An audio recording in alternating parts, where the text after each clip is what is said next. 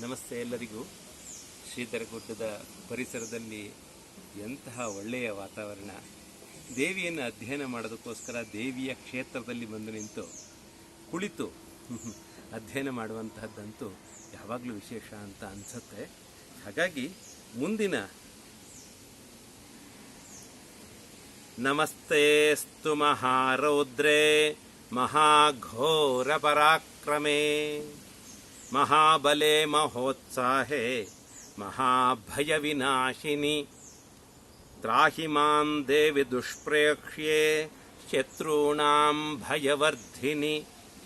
ಮಹಾರೌದ್ರಳು, ಮಹಾಘೋರ ರೂಪಳು ಆದಂತಹ, ಮಹಾಬಲೆಯೂ ಆದಂತಹ, ಮಹಾ ಉತ್ಸಾಹವನ್ನು ಹೊಂದಿರುವಂತಹ, ಎಂತಹ ಭಯಗಳಿದ್ದರೂ ನಾಶ ಮಾಡುವಂತಹ ಆ ದೇವಿಯರ ಕೃಪೆಯ ಆಶೀರ್ವಾದವನ್ನು ತ್ರಾಹಿಮಾನ್ ದೇವಿ ದುಷ್ಪ್ರೇಕ್ಷ್ಯೆ ಶತ್ರುಣಾಂ ಭಯವರ್ಧಿನಿ.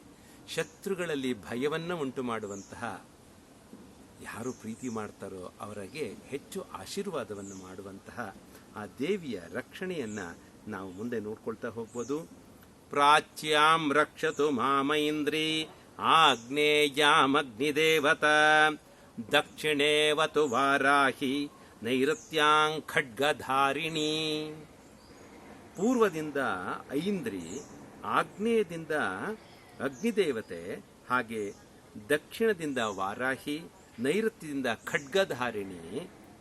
ಪ್ರತೀಚ್ಯಾಂ ವಾರುಣಿ ರಕ್ಷೇದ್ವಾಯವ್ಯಾಂ ಮೃಗವಾಹಿನಿ ಉದೀಚ್ಯಾಂ ಪಾತು ಕೌಬೇರಿ ಈಶಾನ್ಯಾಂ ಶೂಲಧಾರಿಣಿ. ಪಶ್ಚಿಮದಲ್ಲಿ ವಾರುಣಿ ಮೃಗಶಾಲಿ ವಾಹಿನಿ ವಾಯುವ್ಯದಲ್ಲಿ, ಹಾಗೆ ಉತ್ತರದಲ್ಲಿ ಕೋಬೇರಿ ಕಾಪಾಡಲಿ ಅಂತ ಹೇಳ್ತಾ ಇದ್ದಾಳೆ. ಶೂಲಧಾರಿಣಿಯು ಈಶಾನ್ಯ ದಿಕ್ಕಿನಿಂದ ನಮ್ಮನ್ನು ರಕ್ಷಣೆ ಮಾಡಲಿ ಅಂತ ಹೇಳ್ತಾ, ಊರ್ಧ್ವಂ ಬ್ರಹ್ಮಾಣಿ ಮೇ ರಕ್ಷೆ ದಧಸ್ತಾದ್ವೈಷ್ಣವೀ ತಥಾ ಏವಂ ದಶ ದಿಶೋ ರಕ್ಷೆ ಚಾಮುಂಡಾ ಶವವಾಹನ.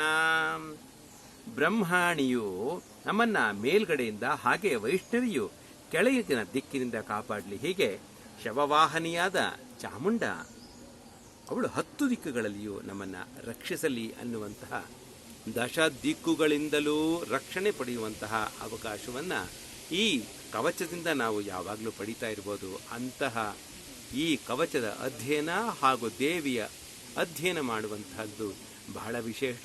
ಮಿಸ್ ಮಾಡ್ಕೋಬೇಡಿ.